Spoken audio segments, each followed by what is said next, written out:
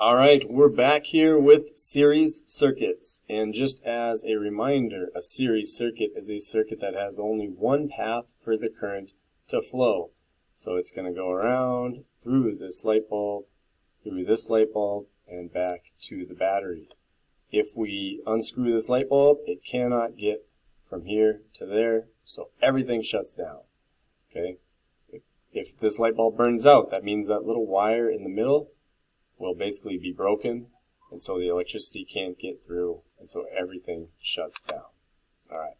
Now, when we have more than one resistor or more than one light bulb, just more than one thing that is adding resistance to our circuit, we can't just use Ohm's law right away. We need to figure out what's going on with our circuit as far as the resistance. Okay.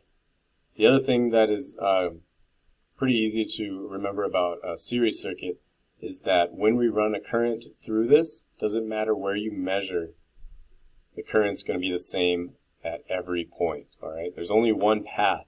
So if this was a road, there's no way that cars here could be going faster than cars like up here. If it's only like one lane, there's no way to pass. Okay, so everybody's got to go the same speed around this circuit, and that speed is the current. So 2 amps everywhere for this one. Now, as far as the resistance, we have to figure out something called the total resistance. And for series circuits, it's super easy. All right. So we've got a voltage source, a battery here, and then we have 3 resistors, R1, R2, and R3. Each one of those resistors has a different amount of resistance. R1 has 2 ohms of resistance. R2 has 3 ohms, and R3 has 4 ohms, so those are labeled. To figure out the total resistance, we need to just add them together. All right. So this is the formula for total resistance in a series circuit. It's got these dots, these ellipses over here.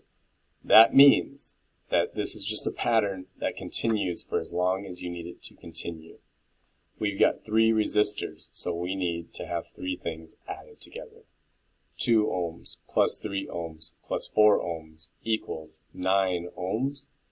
The total resistance of this circuit is 9 ohms. What the heck does that mean for us? Well, what that means is, what was I trying to do? Get rid of that. That means that now we know the total resistance of the circuit, because once you start adding in light bulbs or resistors, well, it's harder for the current to get through because it's got to go through more stuff. So if we add these things in, it starts to add up.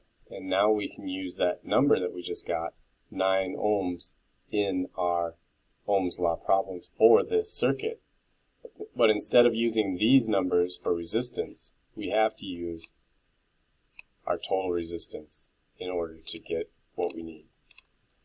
So if we wanted to figure out how much current is running through this circuit, and we know the amount of current is the same all the way around, we would need to take our voltage divided by our resistance, and in this case it's going to be our total resistance. What is happening there? Well, it's not going to let me do that. But we need to use total resistance here. I was going to type in the total part, but for some reason it's not letting me do it. So just plug in the numbers. 12 volts from the battery. 9 ohms is the total resistance that we figured out on the previous slide. And that equals 1.33 amps. Okay. Total resistance has to be used if we have this circuit in order to figure out the current. All right, let me know if you have any questions. Give the practice problems a shot.